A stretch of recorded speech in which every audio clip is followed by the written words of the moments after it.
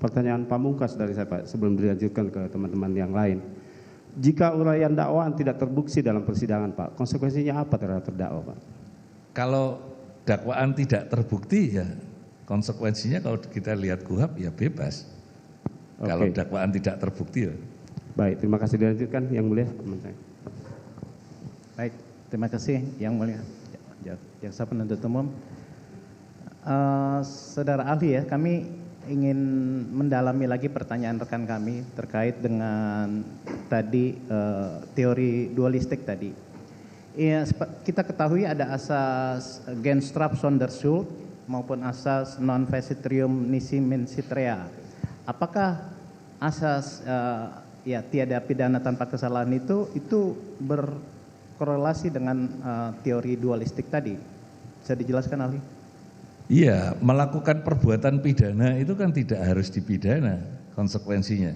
Dengan demikian tidak cukup membuktikan perbuatan pidananya, tapi berkaitan dengan kemampuan bertanggung jawab ya, yang dikaitkan dengan kesalahan. Karena tiada pidana tanpa kesalahan, berarti membuktikan kesalahan. Kalau membuktikan kesalahan berarti selain membuktikan perbuatannya juga harus membuktikan kemampuan bertanggung jawabnya. Gitu. Terkait dengan penyertaan pasal 55 ayat 1 ke 1. Penyertaan ya. Ya, di pasal 55 ayat 1. Bagaimana jika dalam fakta persidangan bahwa sebagaimana kita ketahui itu kan bahwa penyertaan itu kan ada orang yang melakukan, turut serta melakukan, yang menggerakkan. Nah, bagaimana di dalam fakta persidangan itu terbukti adanya penganjur di situ, sedangkan di dalam surat dakwaan tidak ada pasal 55 ayat 2. Nah, iya. Jadi bagaimana apa konsekuensinya terhadap dakwaan itu? Sedangkan fakta-fakta persidangan itu lebih mengarah ke penganjur. Bisa jelaskan ahli?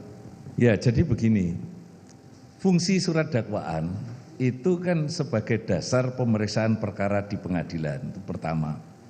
Jadi ketika dilakukan satu proses penuntutan itu kan disertai dengan surat dakwaan. Jadi pertama itu bisa menjadi dasar. Yang kedua adalah menjadi pembatas ruang lingkup. Karena ada asas bahwa pengadilan itu tidak boleh memutus lebih dari yang diminta. Lebih dari yang diminta itu pembatasannya itu ada di dalam surat dakwaan.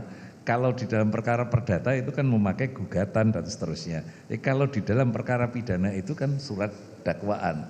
Jadi surat dakwaan itu membatasi luas ruang lingkup perkara pidana yang diperiksa. Karena itulah maka fokus pembuktiannya adalah pada surat dakwaan.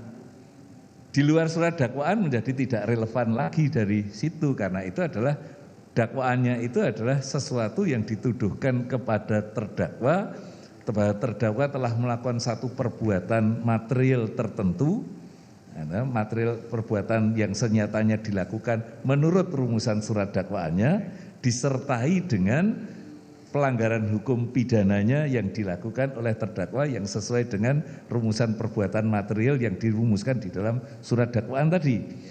Dengan demikian itu kan pembatasnya. Itulah yang harus fokus dibuktikan, perbuatan materialnya terdakwa dan kemudian juga pelanggaran hukumnya yang sudah dirumuskan di dalam surat dakwaan. Kalau nanti pembuktiannya ternyata keluar dari itu, berarti ya surat dakwaannya tidak terbukti kan gitu.